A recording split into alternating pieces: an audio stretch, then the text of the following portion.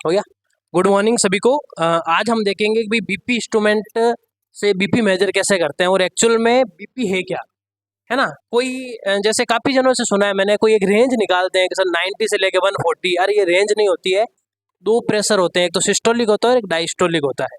अब देखो सिस्टोल किसे कहते हैं और डायस्टोल किसे कहते हैं, कि जैसे आपका हार्ट क्या करता है ना, कि जैसे आपने इस तरीके से एक तो सांस लेते हो और एक छोड़ते हो, है ना।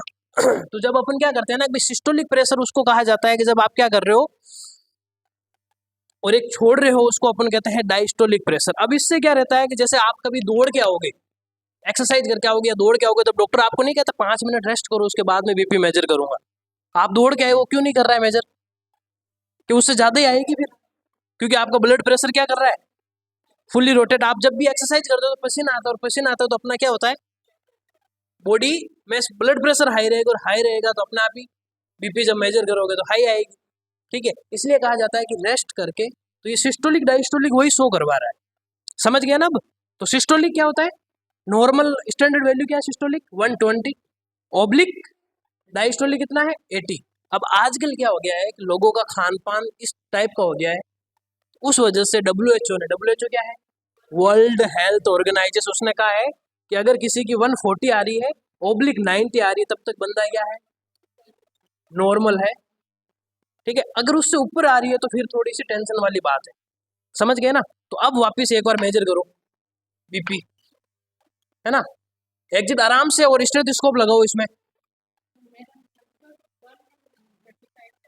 135 रहता ना, हाँ तो नॉर्मल है। 135 सिस्टोलिक रहना चाहिए। और थोड़ा सा गजेंद्र पास में लेके आ जाओ इनको, ताकि एक बार सबको पता चल जाएगा कि भाई बीपी मेजर कैसे करते हैं।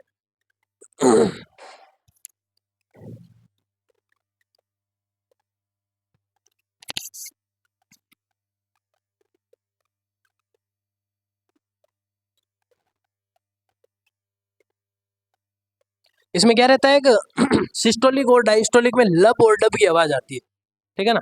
तब उसमें अगर मर्क्यूरियम कर रहे हो तो मर्क्यूरी थोड़ी ऊपर नीचे होती है, तब उसको अपन को आइडिया लग जाता है ये सिस्टोलिक है और ये डायस्टोलिक है, लब एंड डब की आवाज से।